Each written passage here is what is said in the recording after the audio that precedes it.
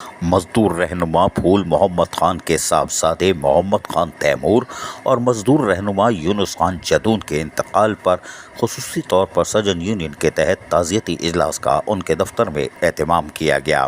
Municipal worker trade unions alliance اور سجن union کے صدر Syed Zulfiqar Shah, peoples unity of بلدیہ عظمیٰ کراچی کے چیئرمین شاہد قادری، صدر اشرف ایوان جہاں موجود تھے، وہیں دیگر رہنما بھی موجود تھے۔ اس موقع پر خصوصی طور پر مزدور رہنما پھول محمد خان کے صاحبزادے محمد خان تیمور اور مزدور رہنما یونس خان جدون کے انتقال پر فاتح خوانی جہاں کی گئی، وہیں یہ امید ظاہر کی گئی کہ اللہ تعالیٰ ان کو جنت الفردوس میں جگہ دے گا، اور انہوں نے کہا کہ یہ وہ لوگ ہیں جنہوں نے قوم کی یعنی کراچی والوں کی خدمت کی تھی، اور یقینی طور پر آج ہم میں نہیں ہے، لیکن ہم نے یہ سبق سیکھا ہے کہ جو انسانیت کی خدمت کرتا ہے وہ سرخرو ہوتا ہے۔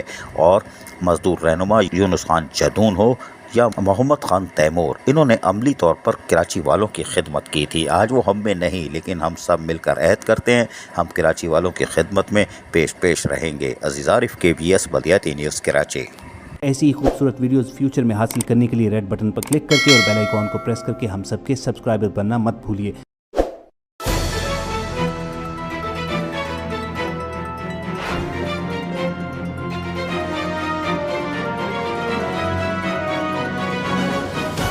KBS بلدیاتی نیوز۔